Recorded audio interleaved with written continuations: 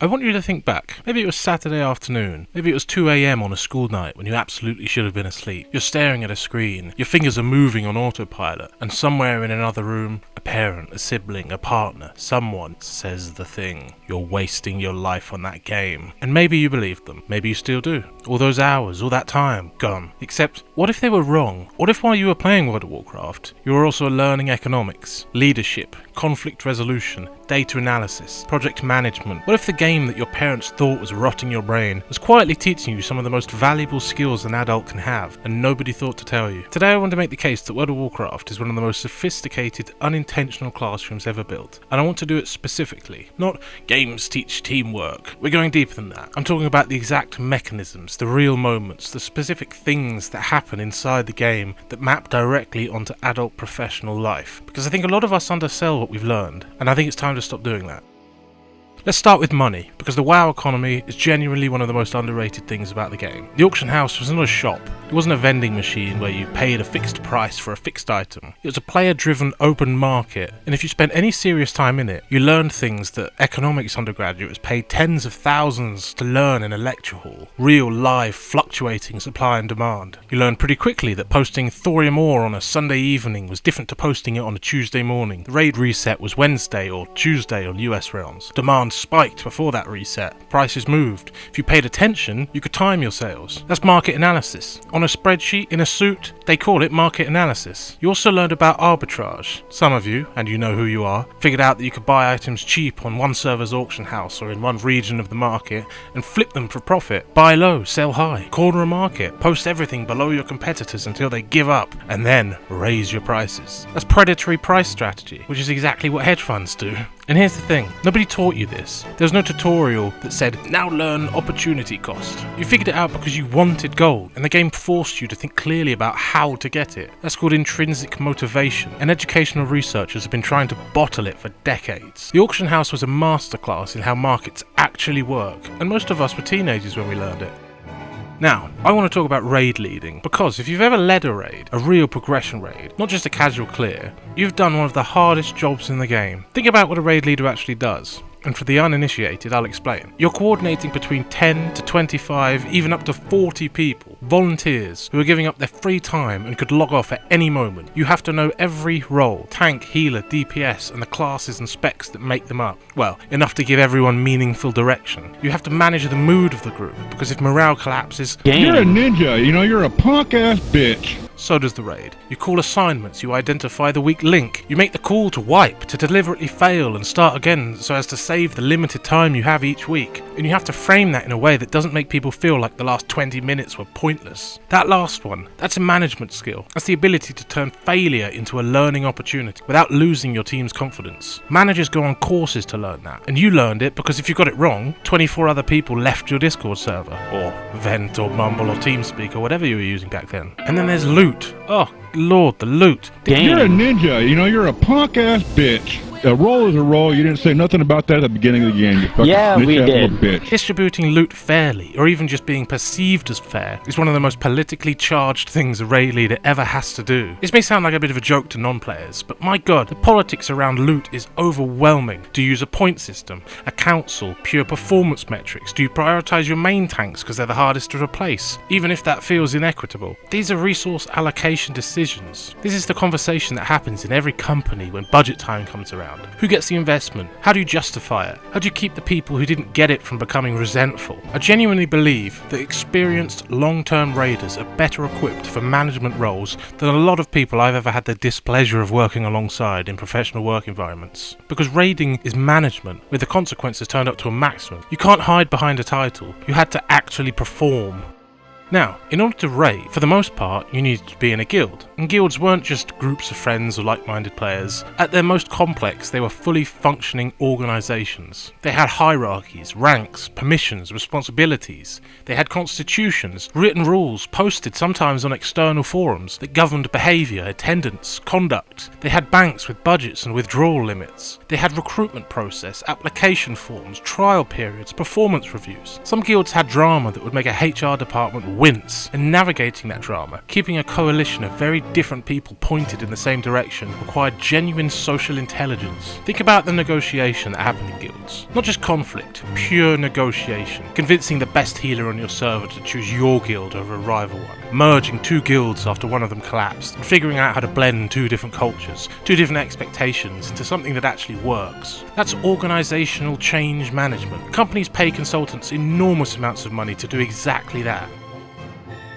And then there's the question of reputation. Your reputation in World of Warcraft, particularly on smaller servers that had fewer players, was everything. People remembered if you stole loot. You're a ninja, you're a punk-ass bitch. They remembered if you bailed on a progression night without warning. It followed you. It affected who would group with you and who would trade with you and who would take your guild application seriously. That's professional reputation. That's the invisible currency that determines whether people return your calls, refer business your way, or vouch for you when it matters. Most people don't really internalise that reputation is built in small moments across a long time, until they see it operate in a virtual world where the consequences are immediate and obvious. WoW made that lesson visceral. Now, let me tell you about a type of WoW player that I think is criminally underappreciated, the Theory Crafter. The Theory Crafter is a player who, instead of just playing the game, decides to understand the game. They pull combat logs, they build spreadsheets, they model different stat distributions to find the mathematically optimal build. They read patch notes like their regulatory filings and immediately begin calculating how a 3% buff to a specific spell will cascade through an entire rotation. In a modern context, this is data analysis, this is A/B testing, this is quantitative research. The famous forum Elitist Jerks, which was named ironically for the record, was essentially a peer-reviewed academic journal for WoW optimization. People posted their mythologies, they get critiqued, they revised, the community found errors, the best answers rose to the top. That's the scientific method, running inside a video game, done by people who are mostly in their teens and 20s, for free, because they just found it genuinely interesting. In the add-ons, the mod scene, if you ever installed, configured, or God forbid created a WoW add-on, you were coding, you were writing Lua, you were debugging logic errors, and reading documentation and asking questions on forums when something broke. I've spoken to developers who will tell you straight-faced that configuring weak auras was their first real encounter with programming logic. Conditionals, triggers, state tracking, it's all there, dressed up as a game. The skills transferred directly, they just didn't know it yet. Now, there's a softer skill I want to talk about, one that doesn't necessarily fit into job descriptions as such, but might actually be the most valuable thing the game ever taught, and that's grit. When you are progressing on a hard raid boss, really progressing, not farm content, I mean genuine progression, where you might not kill it this week, you wiped over and over, sometimes for hours, sometimes across multiple raid nights, across weeks, and after each wipe, the raid leader would say, okay, let's talk about what's happened, and you would break down the attempt, what went wrong, who died first, what could be adjusted, and then you'd walk back and you'd do it again. This is an iterative improvement loop. This is the exact cycle that underpins how good engineering teams work, how elite sports teams train, how they get better. You fail, you analyse, you adjust, you repeat. But here's the part that doesn't get enough credit. You maintained motivation through repeated failure. That's not obvious, that's not easy. There's a reason so many people quit hard things in real life at the first or second obstacle. The ability to stay calibrated, not crushed, not delusional, but calibrated after failure is genuinely rare. And when you finally got the kill, when the boss fell over after weeks of wipes, you knew you'd earned it. It's 5%! Resolve these stars! Don't leave the raid! 5%! Mission's going to fucking do it! What just happened? Claim the alien were raced to world first. Not just that it was fun, that you had earned it through sustained, deliberate effort. That feeling is something you want to replicate in real life, and if you felt it, you know exactly what I mean. Now here's the moment I want you to use the next time somebody tells you that World of Warcraft was just a waste of time. In 2005, a game bug caused an infectious disease called corrupted blood to spread through World of Warcraft servers. It's supposed to be a localized debuff in one raid, but instead, it escaped. Spread through player characters, through their pets and into capital cities, killed lower level players almost instantly. Higher level players, however, could carry it for a while, spreading it before eventually dying themselves. It became unwitting carriers. It caused panic. It caused mass exodus from infected areas. Some players tried to help, other players deliberately infected as many people as possible. Epidemiologists at Tufts University published research using this literal event as a model for studying how infectious disease spread through human populations, specifically how voluntary behaviour and non-compliance affect containment effort. A video game used in actual academic research. And it wasn't just that. Economists studied the World of Warcraft auction house as a functional market, Sociologists looked at guild structures. Military researchers looked at raid coordination. Blizzard at one point had a full-time economist on staff, a real PhD economist, whose job was to study and attempt to balance the in-game economy. The world inside WoW was complex enough and real enough that serious academics decided it was worth studying. The players who lived inside it were not just learning themselves, but teaching non-players fascinating data.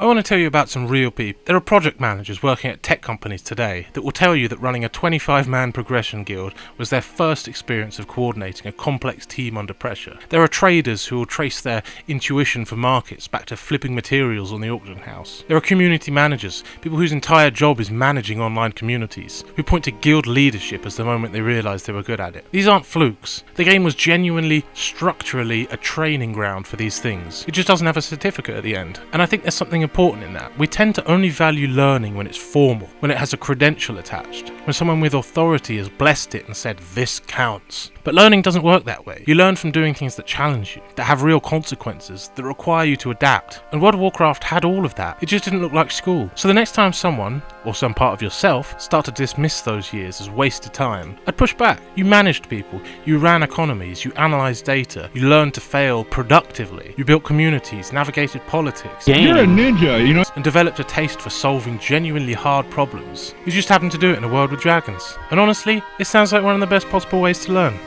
If this hit home, if you found yourself nodding along to any of this, I'd love to know which skill resonated the most with you. Drop in the comments. Was it the auction house economics? The raid leading? The theory crafting? Tell me what WoW secretly taught you. Thanks for watching. You have a great day now.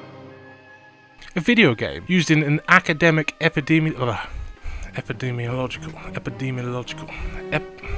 video game used in academic research. A video game used in academic epidemiological research. Epidemiological